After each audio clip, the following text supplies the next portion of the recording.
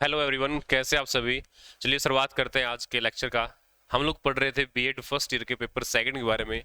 आज हम लोग यूनिट नंबर 4 का एक टॉपिक पढ़ेंगे कि समतावादी नीति के रूप में आरक्षण की क्या जरूरत पड़ी, कि आरक्षण की जो जरूरत है वो क्यों महसूस हुई भारत के अंदर, और किस तरीके से भारत के अंदर आरक्षण को लागू किया गया, किस कैटेगरी को कितना आरक्षण जो है वो दिया जा रहा है, और शिक्षा के अंदर आरक्षण का क्या महत्व है, उन सब बातों को हम लोग देखेंगे। देखिए, तो सबसे पहले बात आती है कि आरक्षण की आवश्यकता क्यों पड़ी। देखो, समतावाद एवं आरक्षण की अवधारणा। ठीक है, समतावाद एवं आरक्षण की अवधारणा देखिए कि सामाजिक और राजनीतिक चिंतन में समतावाद एक स्थापित लेकिन विवादित अवधारणा है। ठीक है, समतावाद का मतलब क्या है कि सबको क्या करना, सबको इक्वल लेके आना, सबको बराबर लेके आना, क्या आपका समतावाद है।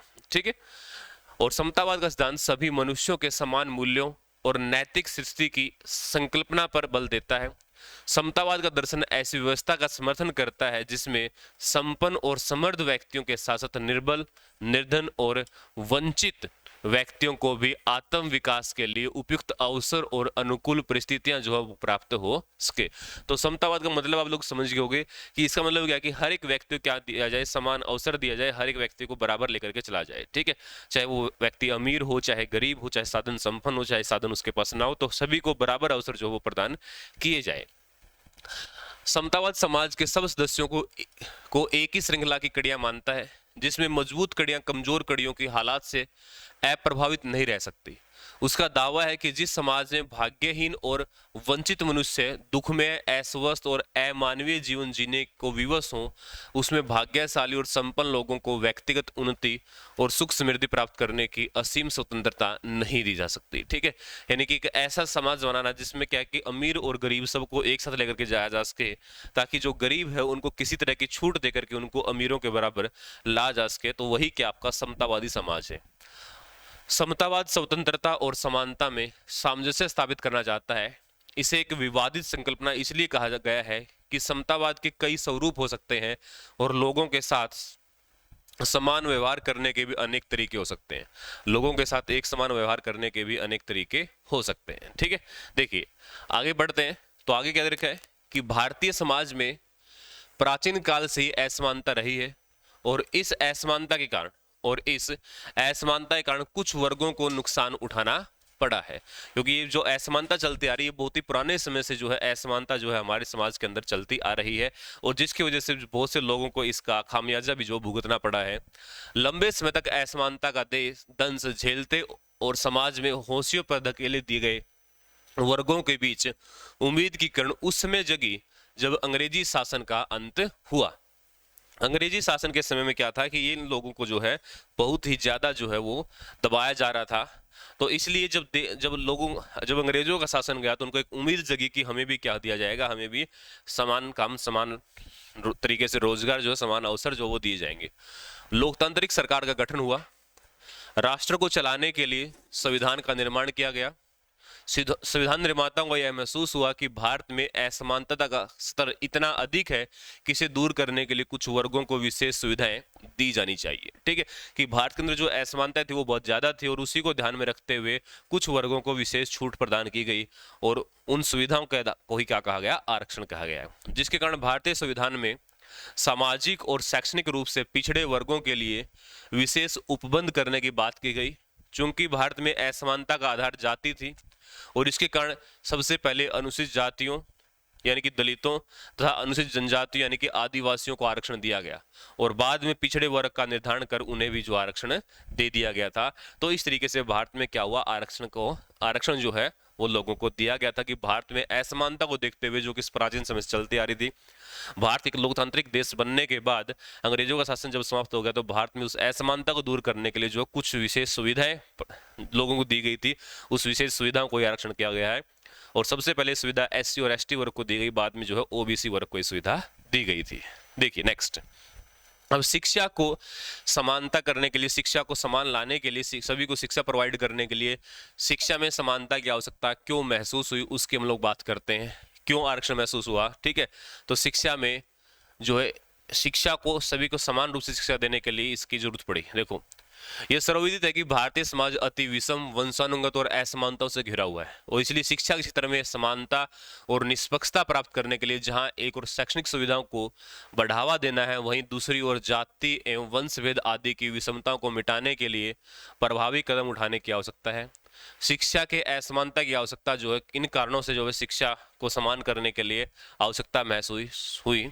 सबसे पहले प्रजातंत्र की सफलता। सबसे पहले क्या, प्रजातंत्र की सफलता, कि जो प्रजातंत्र है, जो डेमोक्रेसी, उसको सक्सेसफुल बनाने के लिए जो है सभी को शिक्षा देना जरूरी है। प्रजातंत्र का महत्वपूर्ण मूल्य है कि समानता। भारत जैसे प्रजातंत्र देश में नागरिकों को समान अधिकार प्राप्त है। प्रजातंत्र की आधारशिला शिक्षा है, अतः जहां किसी भी क्षेत्र में समानता नहीं है वहां प्रजातंत्र सफल हो ही नहीं सकता। अतः प्रजातांत्रिक भारत कभी भी उन्नति नहीं कर सकता यदि शिक्षा व्यवस्था का लाभ सभी नागरिकों को जो समान रूप से प्राप्त नहीं हो सकता। और प्रजातंत्र को सफल बनाने के लिए शिक्षा के क्षेत्र में समानता की आवश्यकता महसूस हुई, यानी कि शिक्षा को जो है सार्वभौमिकरण शिक्षा का किया जाना जरूरी था, और इसीलिए किसकी जरूरत पड़ी, रिजर्वेशन की जरूरत पड़ी। ठीक है, कि भारत को एक सक्सेसफुल क्या डेमोक्रेसी बनाने के लिए। दूसरी बात है कि शिक्षा का मूलभूत मानव अधिकार होने के कारण education being a fundamental human right. ठीक है, कि एजुकेशन को जो मनुष्य का अधिकार बनाने के लिए संयुक्त राष्ट्र महासभा ने मानव अधिकारों की घोषणा करते हुए कहा था कि सभी व्यक्ति समान है, इसलिए उनके अधिकार भी समान है। और भारतीय संविधान में मौलिक अधिकारों के अंतर्गत शिक्षा को एक मूलभूत मानव अधिकार माना गया है, और शिक्षा मानव के नाते प्रत्येक व्यक्ति का अधिकार है, जिनका उपयोग वह तभी कर सकते हैं जबकि समाज में सबको समान शिक्षा की सुविधाएं प्रदान की जाए। तो शिक्षा का अधिकार तो है, लेकिन वो तभी मिल पाएगा जब सभी के लिए समान तरीके से शिक्षा की सुविधाएं उपलब्ध करवाई जाए। और संविधान के अनुसार किसी भी व्यक्ति को जाति, धर्म, लिंग, रंग आदि के आधार पर उससे वंचित नहीं रखा जा सकता कि आपकी जाति अलग है, आपका धर्म अलग है, तो आपको शिक्षा से जो क्या किया जाए, वंचित रखा जाए। ठीक है, तो ये शिक्षा एक मूलभूत क्या है, आप लोगों के अधिकार है। ठीक है, आगे हम बढ़ते हैं इससे आगे। ठीक है, इससे आगे हम लोग पढ़ते हैं, इससे आगे क्या, देखो सर्वलौकिक विद्यालय प्रणाली के लिए कॉमन स्कूल सिस्टम। सर्वलौकिक विद्यालय प्रणाली कॉमन स्कूल सिस्टम क्या है? कॉमन स्कूल सिस्टम क्या है कि सरकारी एवं पब्लिक स्कूल की दूरी समाप्त करने के लिए सार्वलौकिक विद्यालयों की आवश्यकता है, और इन विद्यालयों का पाठ्यक्रम उन्नत एवं साथ ही निम्न मध्यम वर्ग की आवश्यकताओं के अनुरूप होना चाहिए।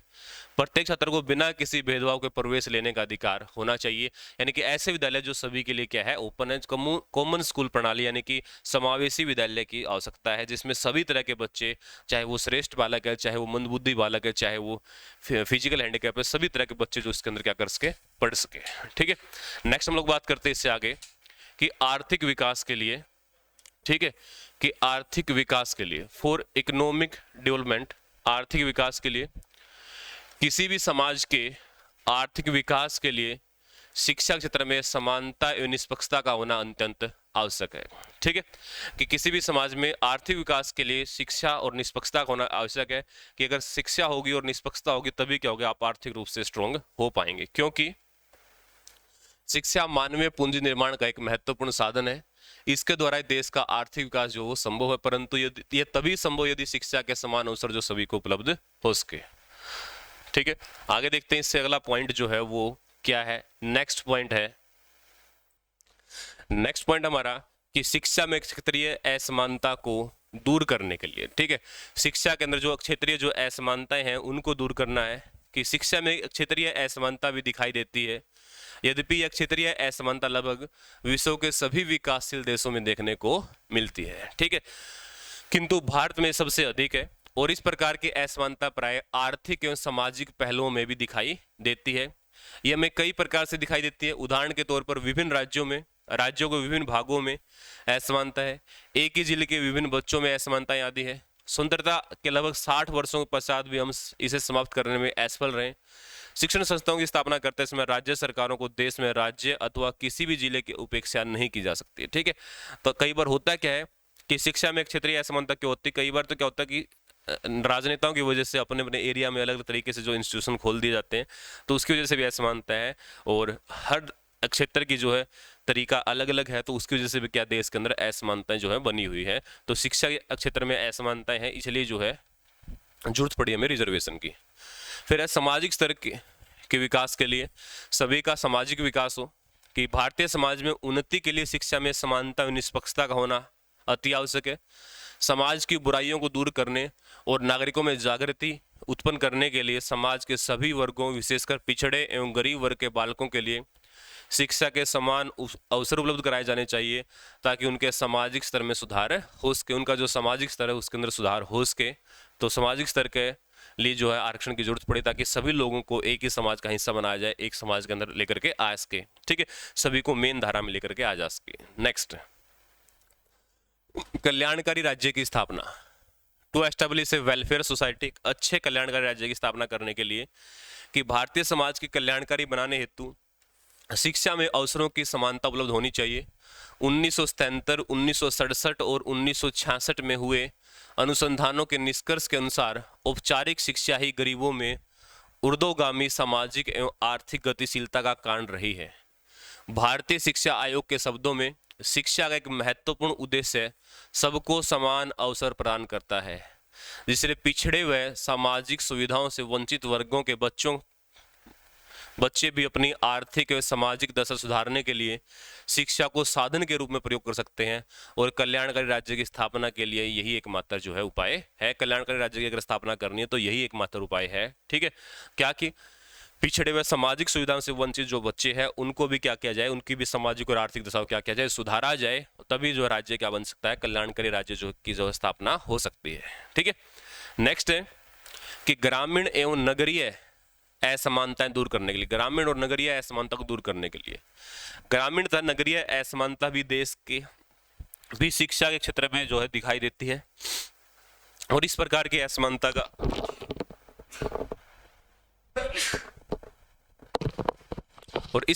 असमानता का प्रमुख कारण यह है कि ग्रामीण क्षेत्रों में निर्धनता के कारण ग्रामीण लोगों को शिक्षा की वह सभी सुविधाएं नहीं मिल पाती जो कि नगरों में नागरिकों को प्राप्त होती है।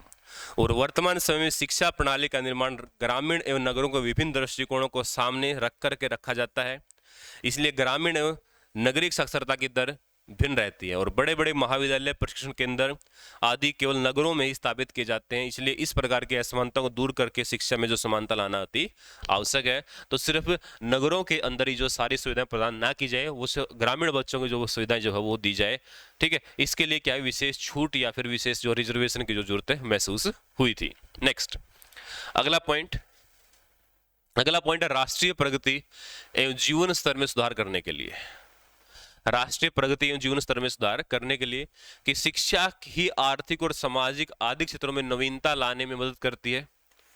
आज विश्व के वही राष्ट्र विकसित हैं जो सर्वाधिक शिक्षित हैं, जो सर्वाधिक क्या है, शिक्षित है, वही राष्ट्र विकसित है। 1963 में हुई तेहरान कॉन्फ्रेंस में यह कहा गया कि शिक्षा स्वयं में साधन न होकर के एक ऐसा साधन है जो व्यक्तियों को सामाजिक, आर्थिक, नागरिक भूमिकाओं के लिए तैयार करता है। शिक्षा द्वारा ही बेहतर जीवन स्तर हो सकता है और ये तभी संभव है जबकि समाज में सबको समान शैक्षिक सुविधाएं जो है प्रदान की जाए। अगर आपके पास अच्छी शैक्षिक सुविधाएं हैं तो वो देश क्या है, सामाजिक और आर्थिक दृष्टि से क्या है, वो देश स्ट्रॉन्ग है, वही देश क्या है, विकास के दायरे में जो पहुंच चुके हैं। अब वो विकासशील देश नहीं है तो विकसित राष्ट्र वो बन चुके हैं। तो इसलिए शिक्षा जो है सभी के लिए पहुंचना शिक्षा का बहुत जरूरी है। शिक्षा में न्याय व समानता प्राप्त करने के लिए हमें सुनिश्चित करना चाहिए कि समानता के लिए इस प्रकार सामाजिक न्याय प्रदान किया जा सके जिससे कि योग्यता की विभिन्नताओं को जीवित रखते हुए बिना किसी भेदभाव के समानता प्राप्त हो सके और सभी व्यक्तियों को संतुष्टिपूर्ण जीवन जीने के लिए सहयोग मिलना चाहिए। हमें संख्या के गुण की ओर अग्रसर होना चाहिए ताकि शिक्षा में समानता व न्याय प्राप्त हो सके। तो ये है क्या कि राष्ट्र की प्रगति और जीवन के स्तर को सुधार करने के लिए जो है हमें रिजर्वेशन की जरूरत पड़ी, हमें आरक्षण की जरूरत जो है कुछ वर्गों के लिए देना पड़ा, ठीक है। नेक्स्ट हम बात करते हैं कि भारत में आरक्षण की जो वर्तमान जो सिचुएशन है वो क्या है। तो सभी परिस्थितियों को देखते हुए जो एससी जो वर्ग है, दलित जो वर्ग है, उसके लिए कानून बनाए गए और धीरे धीरे करके उन्हें भी सामान्य लोगों जैसे अधिकार प्रदान किए गए। ऊंच नीच की भावनाओं को लोगों के मन से दूर किया गया और इसलिए हर वर्ग को उसकी आबादी के अनुसार आरक्षण जो है दिया गया। समय समय पर उसमें बदलाव किए गए जिसमें अलग अलग जाति के उनकी जनसंख्या और समय की मांग के अनुसार प्रतिशत निर्धारित जो है किए गए। जैसे भारत के अंदर अनुसूचित जनजाति को जो है 7.4% जो है रिजर्वेशन प्राप्त है, सामान्य को जो है 51, जनरल कैटेगरी को 51% है, अनुसूचित जाति को जो है 14.9% है, ठीक है। एससी को, एसटी को 7.4 है और ओबीसी को जो 26.7% जो रिजर्वेशन जो है वो प्राप्त है। तो इस तरीके से इसको समझ सकते हो, जो ये 100% का जो ग्राफ है वो इस तरीके से जो है वो बना हुआ है, ठीक है। और इसका एक ही उद्देश्य था कि सभी की ऊंच नीच की भावनाओं को दूर करके, ठीक है, सबको समान अधिकार दिए जाए और समान अवसर जो सबको उपलब्ध करवाए जाए, ठीक है। नेक्स्ट, इसके कुछ लाभ भी और कुछ क्या है हानियां भी इसकी रही है, वो और देख लेते हैं हम लोग। देखिए, आरक्षण के लाभ कि सभी को समान अधिकार मिले, ठीक है। आरक्षण के लाभ क्या था कि सभी को समान अधिकार मिले, ऊंच नीच का भेदभाव जो है वो समाप्त होने लगा, स्वतंत्रता से जीने के पर्याप्त अधिकार जो सबको प्राप्त हुए। इसकी कुछ हानियां भी रही है कि आरक्षण का गलत फायदा भी उठाया जाने लगा, कुछ लोग इसका जो है गलत फायदा उठा रहे थे, ठीक है। व्यक्ति मेहनत से दूर होकर के आरक्षण का लाभ ले रहा है, ठीक है। उसको व्यक्ति को ये रहने लगा कि भाई तेरे पास तो रिजर्वेशन है, तेरा कम नंबर में सिलेक्शन हो सकता, तो व्यक्ति मेहनत से दूर होकर क्या किसके ऊपर डिपेंड हो गया, रिजर्वेशन के ऊपर। समाज वैमनस्य बढ़ने लगा कि समाज में क्या हो गया, वैमनस्यता, एक दूसरे के प्रति जो है भेदभाव जो है फिर से बढ़ने लगा। क्यों? क्योंकि जो है नंबर्स का जो डिफरेंस है वो वर्तमान समय जो बहुत ज्यादा होने लगा, ठीक है। नेक्स्ट, इसका निष्कर्ष क्या निकला इन सब बातों का कि आरक्षण वर्तमान की वह जरूरत है जिसे जाति, धर्म और लिंग तक ही सीमित नहीं किया जा सकता है। आज आर्थिक वृद्धि आरक्षण का बहुत बड़ा आधार है, ठीक है। एक समय था जब पिछड़े वर्गों, अनुसूचित जाति, अनुसूचित जनजाति को इसकी बहुत जरूरत थी, पर आज हर जगह इनका वर्चस्व फैल गया है, जिससे सामान्य जाति के ऐसे लोग जो कि आर्थिक रूप से पिछड़े गए हैं, उनको आरक्षण की बहुत ज्यादा आवश्यकता है। समय के साथ साथ जाति, लिंग, धर्म के अलावा आर्थिक परिस्थिति व योग्यता को भी ध्यान में रख करके जो है आरक्षण का निर्धारण किया जाना चाहिए, जिससे सभी की समस्या का समाधान समान रूप से हल निकले और आरक्षण का सही मायने में सभी को लाभ मिल सके। तो कहने का मतलब ये है कि जो आप लोगों ने पहले जो SC, ST और OBC को जो है रिजर्वेशन जो दी थी, ठीक है, अब उसके अलावा जो रिजर्वेशन किसको भी दी जाए, जो क्या है, जो आर्थिक रूप से कमजोर व्यक्ति जो है, चाहे वो किसी भी जाति का हो, किसी भी धर्म का हो, किसी भी वर्ग से आता हो, जो आर्थिक रूप से कमजोर व्यक्ति है उसको भी रिजर्वेशन जो है दी जाए। जातिगत रिजर्वेशन को समाप्त करके कैसा रिजर्वेशन हो, इकोनॉमिक आधार पर हो, हर गरीब व्यक्ति को जो है आरक्षण दिया जाए। ये अंत में हम लोग यही निष्कर्ष निकाल सकते हैं। तो ये थी हमारी भाई यूनिट नंबर 4 जो हमने क्या कर ली, जो हमने कंप्लीट कर ली, और इसी के साथ जो हमारा जो सेकंड पेपर है बीएड का वो पूर्ण रूप से जो समाप्त हो गया। हम फिर मिलते हैं नए पेपर में, तब तक के लिए बाय बाय।